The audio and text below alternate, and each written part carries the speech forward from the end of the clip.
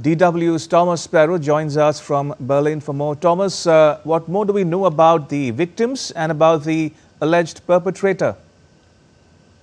Several of those who died at the school shooting were actually pupils at the school, and you already mentioned that the alleged perpetrator was also a former student who nevertheless did not graduate from the school. He took his life then in one of the school's bathrooms, and authorities are now specifically focusing on trying to find that motivation, trying to understand why he did it. You specifically also mentioned two of the objects that were found in the alleged perpetrator's house, so that letter and that non-functional bomb. Specifically, authorities were hoping that with the letter, they would be able to understand a bit more the reasoning behind this shooting. So far, the main argument that is being discussed, the main point that authorities are probably focusing on, is the possibility that the man was acting on revenge because he had been mobbed during his time in school. But this is only, so far, one of the argument lines that are being followed, and authorities are hoping that they will be able to determine soon what was the main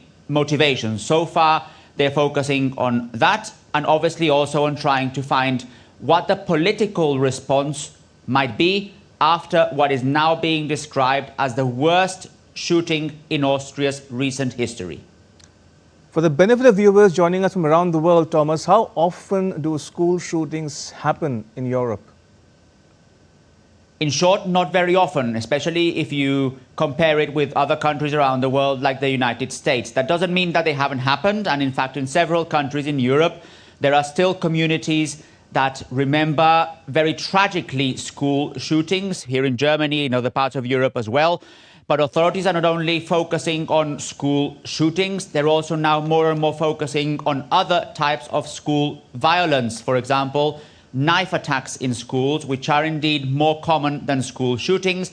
And that's why authorities and experts alike are asking for school communities to be better prepared, for awareness to be raised, for more to be done in the public sphere, also to be able to better protect schools, not only when it comes to shootings, but also when it comes to other types of violence as well. Thomas, thank you very much. Thomas Sparrow reporting there from Berlin.